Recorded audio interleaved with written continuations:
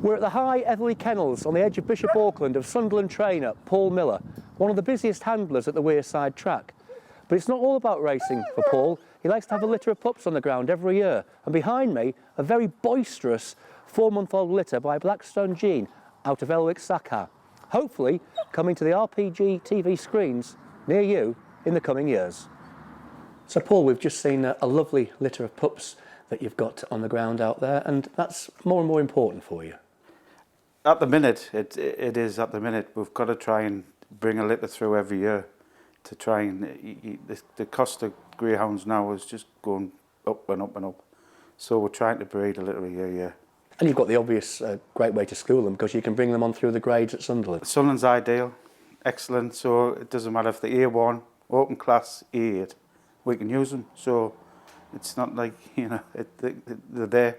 And we've still got pups, what, a 5-year-old now, what we've bred, so we need them. So you've been here for around a dozen years, you were telling us? 12 years in June we've been here, yeah. And you started off, though, in greyhound racing. It was a hobby. It was a hobby with my dad. My dad started us off, my dad got a licence and we went on to Middlesbrough. That's how it kicked off, yeah. Remember a great greyhound called Bear Sting? Yeah, that's Bear Sting. It was a brilliant dog. We didn't know what we had at the time because we were green as grass, but I wish I had him now.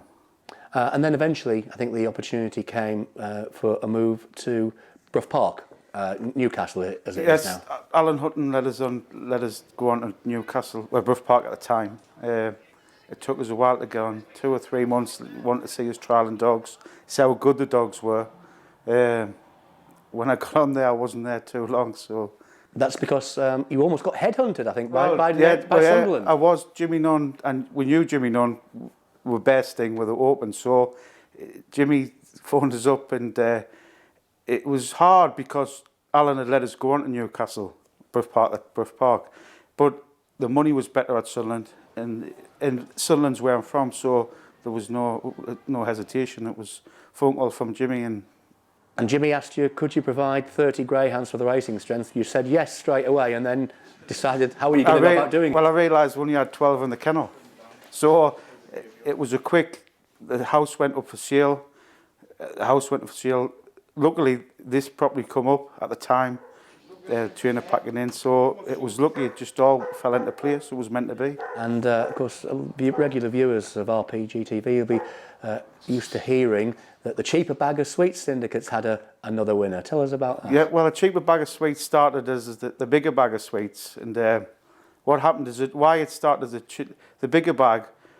It moved to the cheaper bag because I don't know what somebody bought us in the cheaper bag, a bag of sweets. It was just a cheap bag. And now, if you need to join the syndicate, you're welcome to join it, but you need to bring us a bag of sweets. And it's a very informal thing, and you're telling us that a lot of people are in there, and people don't even know they're involved. There's a lot of people involved in the syndicate at Sunderland. A lot of owners in.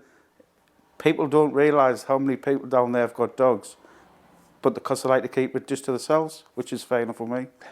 But you're saying down the line, you're actually now considering going down the syndicate route because you've had a lot more interest since Sunderland started appearing on the channel. Yeah, definitely, we're getting more interest, more phone calls. Syndication's big thing. It's a big thing, and we need to get into it. Yes, so we're definitely looking at that. Definitely. And Sunderland's a very busy track. In action plenty of times a week. How do you find that? We find out good because we've got good staff, and I've got staff working. If I tried to do the track 5 days a week, I would struggle. But I've got people who go, and I'm here. The kennels, I've got Andrew, I've got my wife, I've got my daughter. So it's everybody mucks in. You know, I've got good staff, and if you haven't got good staff, you're knackered. And over the years, you've built up your kennel strength. You've got how many greyhounds do you have here at the moment? I have about 78 down there, the 80 dogs. So. About 78, I think, at the minute. And you certainly had a crack at the open race scene, but you've just taken a little bit of a back step from... I've stepped back from because we know I can't afford to go out and spend £10,000 to £15,000 a dog. I've had owners spend £10,000 to £15,000 a dog, and we haven't just quite got that top dog what you need. So I call it chasing the dream, and at the minute I'm not chasing the dream. You're not going to rule out chasing that? No, we definitely want a better dog. We've sat for a few years now with a graded side, which has been great. but I'm looking for a better dog now, definitely.